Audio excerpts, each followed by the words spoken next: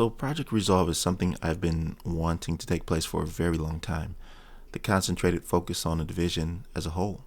Even though this quality of life endeavor is huge for PvP, it is also very significant in PvE as well. I've been playing the PTS, and across the board, things seem to be balancing out for both styles of play. Also weapons and gear. But I believe that through all of these changes, there lies a different agenda. Still for the purposes of the Division franchise, but towards the future. If you didn't know already, the Division 3 has been announced a couple months ago. No release date was given, neither any information surrounding who's developing it, just that 𝐥𝐤𝐤𝐞 is spearheading it and they're building their team. And if we look back at the timeline of everything that's happened with the Division 2, everything is seeming to line up. And throughout this entire 5 years of Division 2, at the end of year 2, there was literally a 2-year radio silence from the devs on a live service game. That's unheard of. Despite that, a lot of the community stayed loyal to the game through it all. I don't know what this was about, but I do know that when they came back, things started to slowly pick up again. Announcements were being made about Avatar, Frontiers of Pandora, and Star Wars, how these games are being developed by Massive. So for a long time, the Division 2 has been very dry, being that the dev team is spread so thin across these game development projects. But now I believe it's time. It's time for Massive to focus on the Division 3.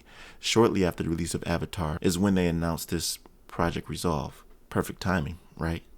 Now all of these developers are making their way back to the Division franchise to start the development of the next installment of this game. I have my personal feelings as to what's happening in regards to the release dates. I think the Division 3 will be releasing in 2025. That's just me. But just think about it. Project Resolve is literally an overhaul of fixes, upgrades, and quality of life changes that are directly affecting in real time. The instant armor kits coupled with healing changes, which helps with surviving in combat for the purposes of counterplay, making the gameplay in that regard so much more viable. This literally gave me the reminiscent feeling of Division 1. From there is the feedback they are fervently listening to so as to make the experience as optimal as possible. And there will be so much more to come. This is what I mean. Nothing this huge that is targeted to a game almost 6 years old will be for this game. It's for the future. The thing is, they just want to get it right, I think.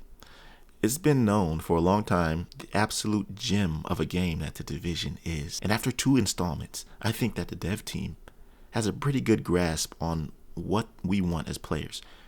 Here's a great example of this. The new Dark Zone, invaded and non-invaded zones, was a genius idea to implement, because from the very beginning the Dark Zone by its very nature was controversial, yet still was the one thing that set Division apart from other looter shooters and revolutionized the gameplay mode, making it an actual movement. But still, players felt isolated, and it immediately created a dilemma that made it kind of unfair for players who were not as good in PvP or just enjoy PvE. Also, if there were Dark Zone exclusives, those who were and still are very difficult to attain, if you weren't really that good of a player, you couldn't get them.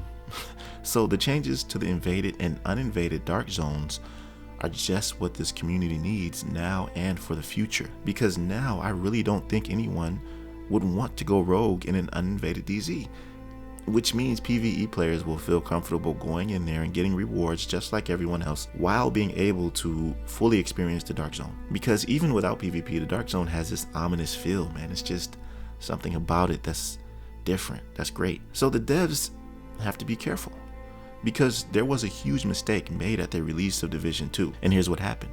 Despite the fact that everyone wanted the game to be like Division 1 in a lot of ways, these suggestions by the player base were basically ignored by the devs in an attempt to implement their full vision.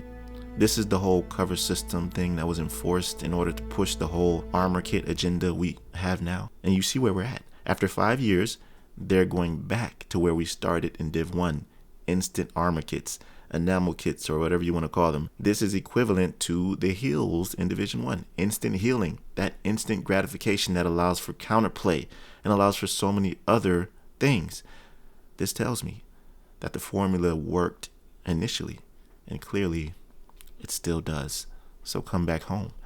So that's really what I wanted to discuss in this video, how this entire Project Resolve is for the future of the Division franchise. Do you agree with me or not?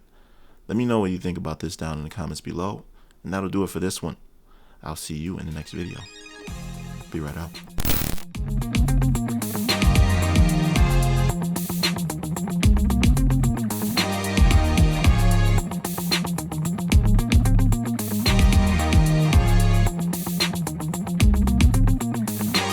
Please pour one out for me. If I don't wake up from sleep,